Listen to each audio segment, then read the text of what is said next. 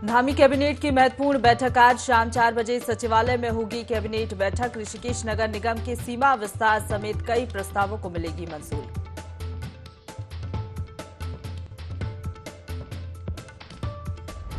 जोशीमठ को लेकर दिल्ली में बैठक आज। पुनर्निर्माण के लिए राहत पैकेज पर लग सकती है मोहर। राज्य सरकार ने रखी है 3,000 करोड़ रुपए की मांग।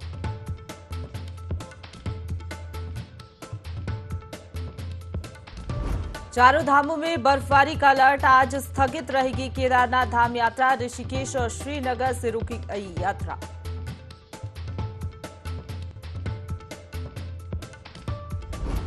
चंपावत में भारी बारिश से गिरी मंदिर की सुरक्षा दीवार। दीवार के मलबे से खतरे की जद में आया मंदिर। सड़क भी हुई बाधित।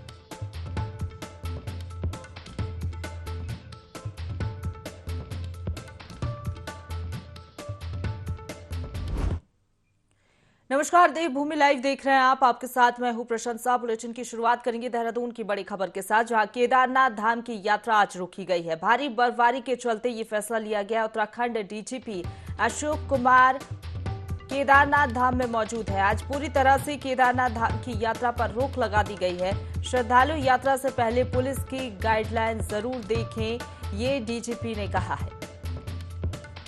तो लगातार बर्फबारी हो रही है उत्तराखंड में। इसी के चलते केदारनाथ धाम की यात्रा आज रोक दी गई है। भारी बर्फबारी के चलते ये फैसला लिया गया है। उत्तराखंड डीजीपी अशोक कुमार केदारनाथ धाम में ही मौजूद हैं। आज पूरी तरह से केदारनाथ धाम की यात्रा पर रोक लगी है। श्रद्धालु यात्रा से पहले पुलिस की गाइडलाइन जरूर देखें, ये डीजीपी ने कहा है।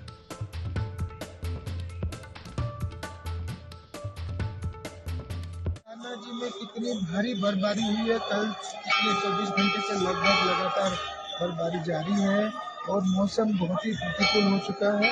हमने आज यात्रा को पूरी तरह से रोक दिया है। ऋषिकेश से, श्रीनगर से, फाटा से, गौरीकुंड से, और जो यात्री कल आए थे वो भी अधिकांश कल निकाल दिए थे। कुछ लोग बचे थे 500-700, वो आज सुबह प्रस्थान कर रहे हैं वापस। और यहाँ मौसम को देखते हुए ऐसी कंडीशन नहीं है कि यहाँ पे तीर्थयात्री रुक पाए। अब कल के लिए मैं देशवासियों से अनुरोध करूंगा कि कल के लिए भी हमारे एडवाइजरी का इंतजार करें, क्योंकि आज दिन भर भारी बर्फबारी होने की जो है ऑलरेडी उसकी भविष्यवाणी है। ऐसे में जो है कल के लिए भी यात्रा शुरू करने से पहले हमारे यहाँ की एडवाइजरी का इंतजार करें कि ऋषिकेश से ऊपर आना है या नहीं आना है। हम आज शाम तक आपको एडवाइजरी जरूर भेजें। तो उत्तराखंड के पहाड़ी इलाकों के साथ ही आपको बता दें, चारों धामों में बर्फबारी का दौर जारी है। लगातार बर्फबारी हो रही है। मौसम विभाग ने भी अलर्ट जारी किया है, जिसके चलते अब ये फैसला लिया गया है कि केदारनाथ यात्रा रोक दी गई है। श्रद्धालु यात्रा से पहले पुलिस की गाइडलाइन जरूर देखिए, डीजीपी ने ये कहा है। केदारनाथ धाम की यात्रा आज रोक दी गई है। मौसम में बदलाव और बर्फबारी के चलते ये निर्णय लिया गया है।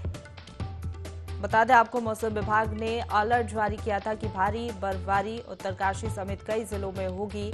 इसी के चलते ये निर्णय लिया गया है। खबर पर ज्यादा जानकारी लेंगे, हमारे साथ संवाददाता विनय फोन लाइन पर जुड़ गए हैं। विनय, मौसम विभाग ने अलर्ट जारी किया है बर्फबारी का, और बर्फबारी के चलते केदारनाथ यात्रा आज के लिए रोकी गई है पूरी तरीके से। जी बिल्कुल, देखिए जिस तरह से लगातार बारिश हो रही है उससे यहाँ पर बर्फबारी भी जो है लगातार जारी है। ऐसे में खुद जो प्रदेश के डीजीपी हैं अशोक कुमार, वो खुद यहाँ से वहाँ पहुंचे हैं मौके पर, और जाकर के जो है उन्होंने पुलिस का जायजा लिया है, जिसको देखते हुए आज यहाँ पर यात्रा को स्थगित किया गया है। इसी के साथ साथ उन्होंने पुलिस को भी जो है यहाँ पर निर्देश दिए हैं कि कोई भी यात्री अगर आते हैं तो उनको सोनप्रयाग और जो गौरीकुंड है उससे आगे यहाँ पर ना जाने दिया जाए। साथ ही साथ जो लोग अभी फिलहाल केदारनाथ यात्रा के लिए कल गए हुए थे, उन्हीं की वापसी अभी वहां से होनी है। और उसको देखते हुए जो प्रशासन है, प्रशासन ने भी यात्रियों से अपील की है कि यहाँ पर अभी फिलहाल जो यात्री हैं वो ना पहुंचे। जी बिल्कुल, बिगड़ते मौसम ने चार धाम यात्रा में यहाँ पर रुकावट ला दी है। इसी के चलते केदारनाथ यात्रा आज के लिए रोकी गई है। फिलहाल शुक्रिया आपका हमारे साथ जुड़ने के लिए और तमाम जानकारी हम तक पहुंचाने के लिए।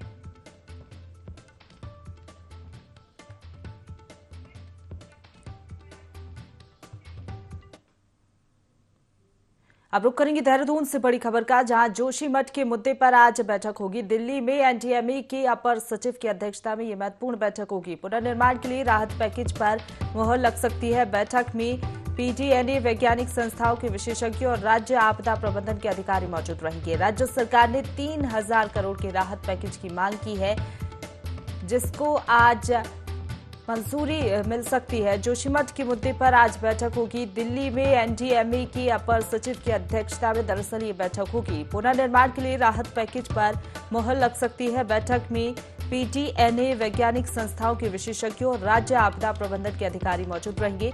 राज्य सरकार ने, आपको बता दें, 3000 करोड़ के राहत पैकेज की मांग की है जोशीमठ के लिए। हमने देखा था जिस तरीके से जोशीमठ में आपदा आई थी, उसी के चलते आज महत्वपूर्ण बैठक दिल्ली में एनडीएमए के अपर सचिव की अध्यक्षता में यह महत्वपूर्ण बैठक होने जा रही है। पुनर्निर्माण के लिए राहत पैकेज पर मुहर लग सकती है।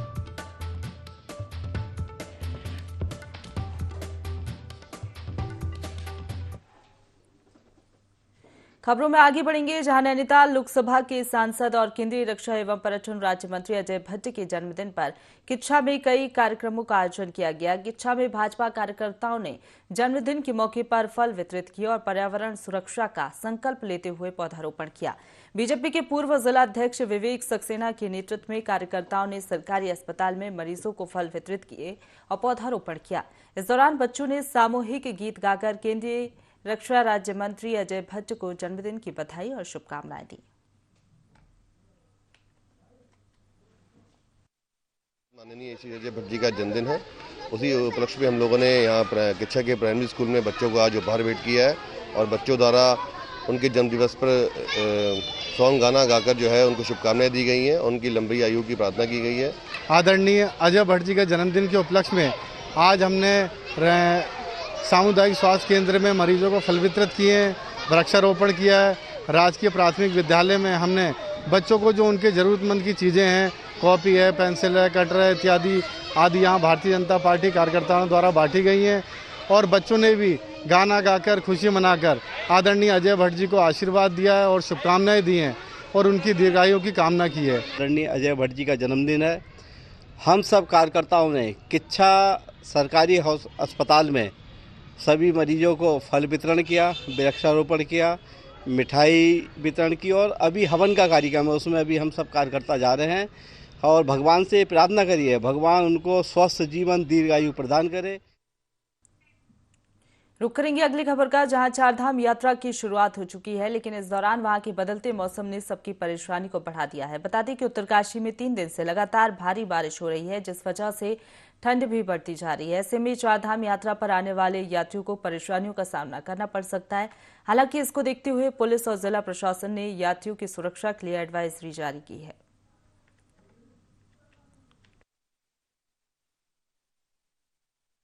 मौसम को लेकर चेतावनी निर्गत की गई है और अभी आगे कुछ दिनों तक बारिश के आसार बने रहेंगे। ऐसे में यात्रियों को यही हिदायत दी गई है कि वे सावधानीपूर्वक यात्रा पे आगे बढ़ें और यदि कहीं रोका जाता है प्रशासन द्वारा तो उसमें सहयोग करें। मौसम का ध्यान रखते हुए गर्म कपड़े, आवश्यक दवाइयाँ इत्यादि लेकर यात्रा करें, भूखे पेट यात्रा ना करें। इस तरह की एडवाइजरी लगातार दी जा रही है और साथ ही जो प्रचार सामग्री है हमारी, उसके माध्यम से भी जो यात्री आ रहे हैं उनको भी ये बात समझाई जा रही है। रुक करेंगे अगली खबर का, जहां लक्सर में नए अपर जिला एवं सत्र न्यायाधीश का स्वागत समारोह आयोजित किया गया। लक्सर तहसील परिसर बार सभागार में एडवोकेट बार एसोसिएशन अधिवक्ता संगठन ने अल्मोड़ा जनपद से लक्सर स्थानांतरित आपको बताते हुए हैं अपर जिला एवं सत्र न्यायाधीश हरविंद्र नाथ त्रिपाठी का स्वागत सम्मान समारोह कार्यक्रम का आयोजन किया गया। इस दौरान लक्सर के परिवार न्यायाधीश विवेक द्विवेदी सहित एसीजेएम न्यायाधीश सीमा डूंगरा कोटी, जुडिशनल मजिस्ट्रेट न्यायाधीश चंदेश्वरी सिंह और जूनियर डिवीजन न्यायाधीश अनुराग त्रिपाठी भी मौजूद रहे। कार्यक्रम में पदाधिकारियों और कई वरिष्ठ अधिवक्ताओं ने माल्यार्पण कर उनका स्वागत किया। जो हमारे यहाँ परंपरा है स्वागत की, आज हमारे नए एडीजे साहब अरविंद नाथ त्रिपाठी जी आए हैं। आज हमने बार ने उनका स्वागत करा है और बहुत ही अच्छा रिस्पॉन्स मिला है और हमारे नए एडीजे साहब अल्मोड़ा से आए हैं और यहाँ पर आज ही उन्होंने ज्वाइनिंग लिया है और बहुत ही अच्छा उनका प्रोग्राम रहा है और हमें बहुत ही अच्छा लगा उनके विचार सुन के। और हम भी बार की तरफ से भी उन्हें कोई ऐसी शिकायत नहीं मिलेगी और पूरा सहयोग मिलेगा। बस मैं यही प्रार्थना करता हूँ कि हमारी इसी प्रकार ये प्रोग्राम चलता रहे और हमारे एडीजे साहब भी इसी प्रकार अच्छा कार्य करे और उन्हीं ऐसे ही उनका प्रमोशन हो और यहाँ से जिला जज बन के।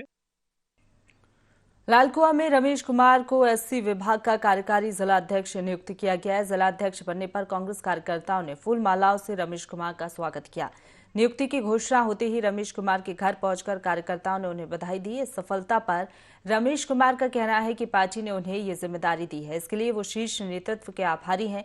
पार्टी के कार्यकर्ताओं को एक करना और आने वाले चुनाव में बेहतर प्रदर्शन करना उनकी प्राथमिकता रहेगी। कांग्रेस की जो नीतियां हैं, जो लोकतंत्र की आवाज है जो आज दबाई जा रही है, उसको उठाना है और जनता के बीच जाके जो भाजपा के द्वारा जो सांप्रदायिक ध्रुवीकरण किया जा रहा है, जातिवाद, और मैं सभी जितने भी हमारे बिंदु खाता के हमारे समर्थक हैं उनको कांग्रेस में जोड़ने का पूरा प्रयास करूंगा। और जो कांग्रेस पार्टी है जो सभी गरीब और हर धर्म के लोग, हर जाति के लोगों को समान रूप से देखती है, कोई भेदभाव नहीं करती है। अध्यक्ष के रूप में यहाँ पर मनोनीत किया और इससे जो है कांग्रेस संगठन में और एससी विभाग पर बहुत बड़ा असर पड़ेगा। सारे युवाओं को जोड़ने का काम करेंगे रमेश कुमार जी। हम उम्मीद भी रखते हैं कि इनके नेतृत्व में पूरे जिले में कांग्रेस संगठन मजबूत होगा। आगे आगामी चुनावों में चाहे लोकसभा हो या विधानसभा हो, कांग्रेस मजबूती से यहाँ पर उभर कर आएगी। प्रदेश में बारिश का सिलसिला लगातार जारी है, जिसका असर लोहाघाट में भी देखने को मिल रहा है। यहां जिला पुस्तकालय में पानी चला गया और पुस्तकालय तालाब में तब्दील हो गया, जिससे पुस्तकालय में पढ़ रहे छात्र छात्राओं को काफी परेशानियों का सामना करना पड़ा। ऐसे में छात्र पढ़ाई छोड़कर घर वापस लौट गए। वहीं छात्रों ने प्रशासन से इस समस्या से निजात दिलाने की मांग की है।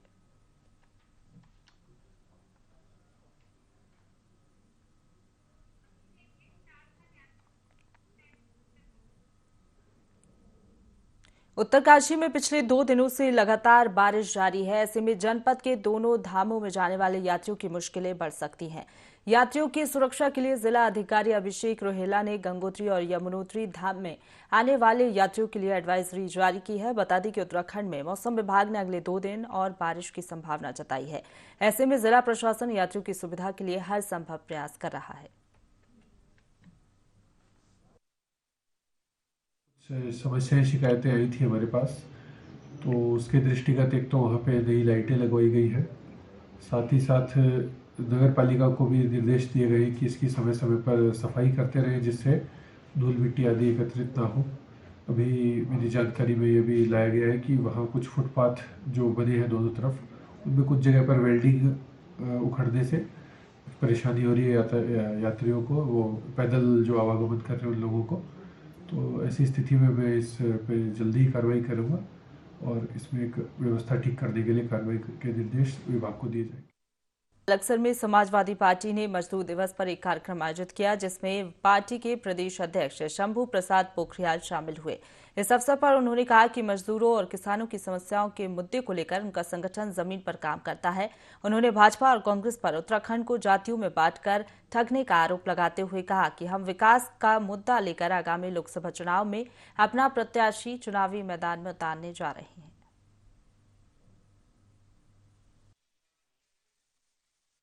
जहाँ तक समाजवादी पार्टी की बात है, हम लोग समाजवादी लोग जमीनी स्तर पर काम कर रहे हैं। किसानों की समस्या हो, मजदूरों की समस्या हो और उत्तराखंड में समाज की समस्या, उसको लेके हम लोगों के बीच में जा रहे हैं। और रही बात भाजपा और कांग्रेस की, उन्होंने उत्तराखंड में लोगों को ठगने का काम किया और विशेषकर उन्होंने लोगों को अलग अलग जातियों में बांटा है और हिंदू मुस्लिम का भी उनका मुख्य एजेंडा है। हम सभी को साथ लेके काम कर रहे हैं। तहसील दिवस में जनप्रतिनिधियों और फरियादियों की अनुपस्थिति के चलते तहसील दिवस में एक भी शिकायत दर्ज नहीं हो सकी। हालांकि बैठक में अधिकतर विभागों के अधिकारी और प्रतिनिधि मौजूद रहे। बावजूद इसके ब्लॉक सभागार में अधिकतर कुर्सियां खाली नजर आईं और बिना जनप्रतिनिधियों के आयोजित इस तहसील दिवस में महज 1 घंटे में बैठक समाप्त हो गई।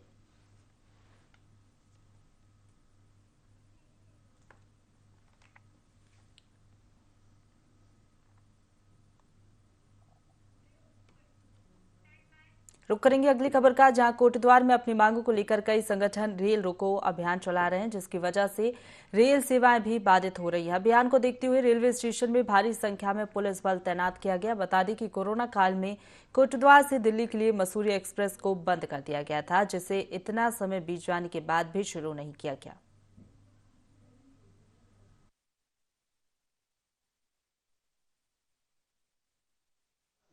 इस तरह से है कि कोटद्वार की जो है राज्य बनने के बाद लगातार उपेक्षा हो रही है और रेलवे के क्षेत्र में भी पूरी तरह से उपेक्षा हुई है। कई वर्षों तक तो जो है कि ये पुल जो है कि कौड़िया पुल की वजह से ट्रेन बंद रही, पूरा आवागमन बंद रहा कई वर्षों तक। उसके बाद जो सुविधाएं यहाँ जो चलती थी, रात को दिल्ली जाने वाली गाड़ी होती थी, 5 बोगी लगती थी जिसमें, वो बंद कर दी गई है। हावड़ा जाने वाली बोगी बंद कर दी गई है। अब रात को यहाँ से जाने वाली कोई भी गाड़ी नहीं है, न यहाँ से कोई कोटा भी यहाँ का दिया गया कि नजीबाद से आप भरेंगे या हरिद्वार से भरेंगे। तो कोटद्वार गढ़वाल जो एक पूरे गढ़वाल का रेलवे स्टेशन था, उसको लगभग ये ख़त्म करने वाले हैं। बताइए कि 1909 में जो रेलगाड़ी पहले चली थी वो बंद होने की स्थिति में होगी, तो हम विकास की ओर जा रहे हैं कि विनाश की ओर जा रहे हैं।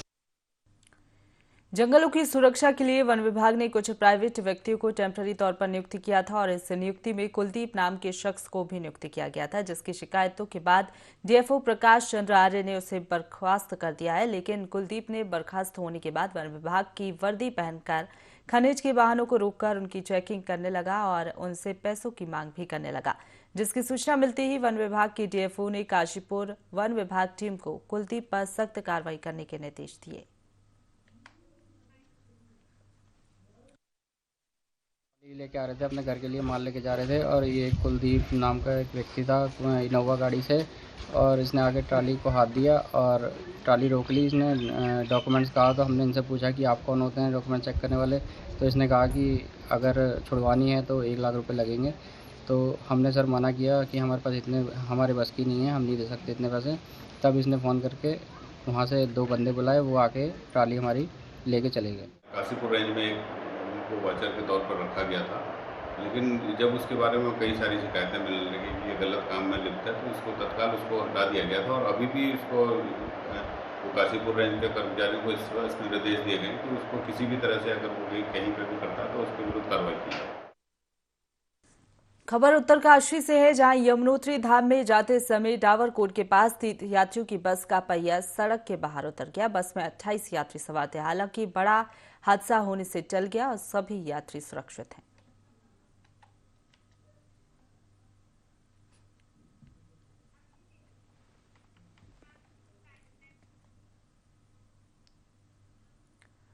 रुक करेंगे अगली खबर का, जहां देहरादून पुलिस ने 1 साल से फरार चल रहे 25,000 रुपए के इनामी को गिरफ्तार कर लिया है। इस पर प्रेमनगर थाना क्षेत्र में मुकदमा पंजीकृत किया गया था। इस आरोपी पर पीएफ का पैसा गबन करने का आरोप लगा था। आरोपी को दिल्ली से गिरफ्तार किया गया है।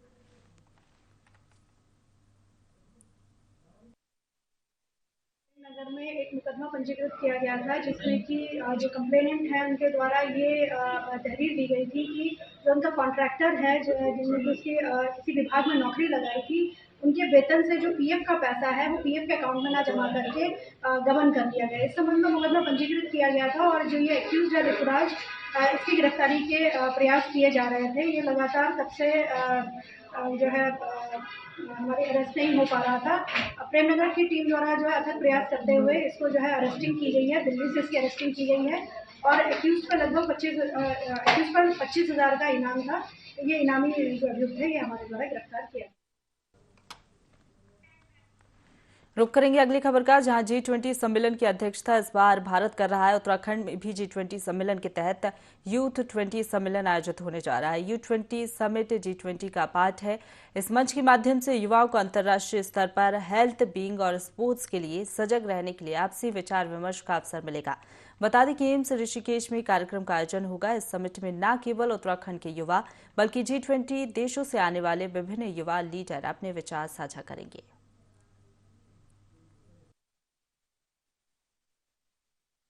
हम ये इस तरह का इंटरेक्शन करते रहेंगे। ये खासकर हमने देहरादून में मीडिया हाउस में इसलिए रखा है आज कि G20 भारत पहली बार अध्यक्षता कर रहा है।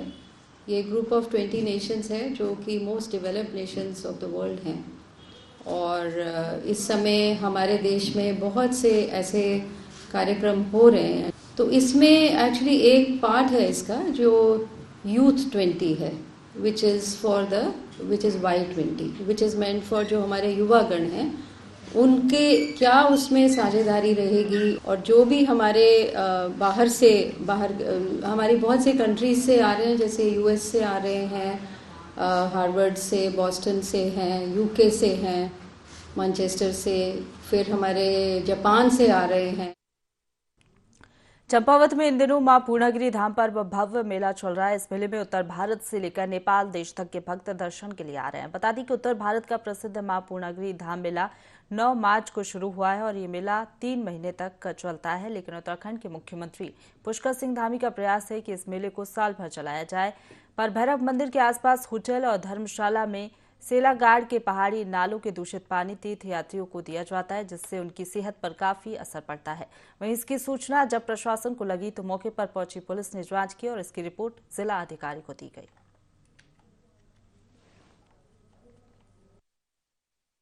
एक गदेरा है जिसकी शिकायत आई थी कि गदेरे में जो लीकेज है पानी के सीवेज का जो गंदा पानी है वो उस गदेरे में जाता है, वहाँ से लोग उस पानी को उठाते पीने के लिए यूज करते। तो मेरे द्वारा उसमें तहसीलदार पूर्णागिरि से जांच कराई और तहसीलदार के साथ जो वहाँ के थाना अध्यक्ष है भैरव मंदिर को भी साथ गए।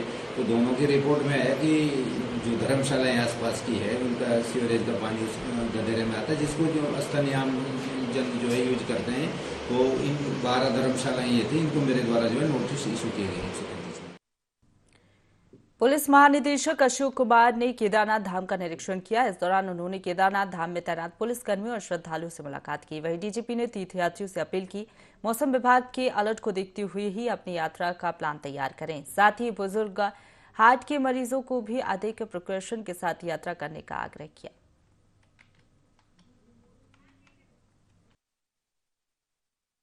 हम केदारनाथ जी में आए हुए हैं। आप देख रहे हैं बैकग्राउंड में भैरव मंदिर है। मौसम कितना पैक्ड है ये भी आप देख रहे हैं। मौसम की चेतावनी थी पहले 1 तारीख तक की थी, जिसको मौसम विभाग ने 3 तारीख तक बढ़ा दिया है। इसलिए हमने लोगों से अनुरोध किया है कि अपनी यात्रा संभल करके करें। दूसरी बात, जिन लोगों को भी हार्ट प्रॉब्लम है, जिन लोगों को धड़कन की प्रॉब्लम है, जो बीपी की दवाइयाँ लेते हैं, धड़कन की दवाइयाँ लेते हैं, तो यहाँ एक्स्ट्रा केयरफुल है। अपना इक्विपमेंट नापने का इक्विपमेंट भी साथ लेके चलें, दवा भी साथ लेकर के चलें, जिससे यहाँ के उनके साथ कोई अनहोनी न हो। उन्हें मैं सभी से अपील करता हूँ कि आपकी केदारनाथ यात्रा उत्तराखंड पुलिस सुगम बनाने हेतु प्रतिबद्ध है, सुरक्षित बनाने हेतु प्रतिबद्ध है, किंतु साथ में सावधानी पूरी जरूर बरतें, क्योंकि आप एक अलग तरह की हाइट पे आ रहे हैं, 11,000 फीट पे आ रहे हैं। यहाँ ऑक्सीजन की कमी होती है, यहाँ मौसम बदला हुआ होता है, तो कृपया करके अपनी यात्रा को सावधानी पूर्वक करें। इसी के साथ बुलेटिन में फिलहाल इतना ही। खबरों का सिलसिला लगातार जारी है, आप बने रहिए हमारे साथ।